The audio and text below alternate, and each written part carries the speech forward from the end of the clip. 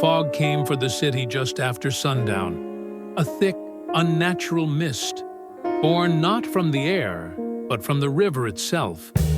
It swallowed the skyline, silenced the highways, and laid a heavy, wet blanket over Calgary. Ben loved an adventure. He saw the fog on the Bow River not as a warning, but as an invitation, a chance to capture footage no one else had. He launched his red kayak near Bowness, a single point of color against a world of gray, and paddled into the mist. The moment he entered, the city vanished. The sounds of traffic, the lights of downtown, the entire world was erased. The only sound left was the steady, lonely drip of water from his paddle. He drifted for a moment, a man in a red boat, suspended in an endless void. A laugh, sharp and nervous, broke the silence. He was, he realized, completely turned around. That's when he saw it. A pale shape on the water. A peeled log, he thought, or a thick, strange root, pale as bone. He paddled closer, curious, but as he neared, the object bent. It moved with a slow, serpentine grace against the current before slipping silently beneath the surface. He coughed. The air was wrong. It was thick, sticky. He waved a hand through the mist and saw fine web-like particles clinging to his glove. The fog wasn't just weather. It was alive. And he was not alone.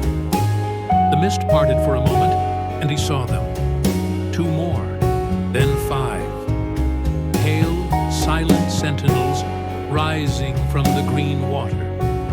All of them, slowly, in unison, turning to face him. And then, the sound, or rather, the feeling. A deep, powerful, low-frequency thrum that vibrated through the water, through the hull of his kayak, and into his very bones. The river now had a heartbeat. Panic, cold and sharp, took hold. He paddled wildly, a desperate blind scramble, but the fog was a perfect prison. Every direction was the same unending gray. He stopped, his heart hammering. The path ahead was no longer clear. A writhing, white-walled canyon of flesh had risen from the water, sealing his escape. The first tendril struck with a sickening, wet thwack, coiling around the bow of his kayak.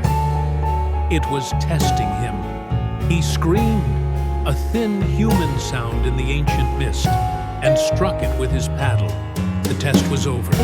He was no longer in the water. The thing below, the heart of the thrum, had decided. With an awesome, terrible power, it began to lift him up. His GoPro, still recording, plunged into the cold, green darkness. For a moment, the chaotic bubbles cleared, revealing a nightmare.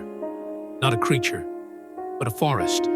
A writhing, massive forest of white tendrils, all leading down to one vast, unseen body. The camera, a final, silent witness, sank into the abyss, and as it fell, a single tendril rose from the depths. It wasn't attacking, it was reaching to pull the camera and its final images down into the dark.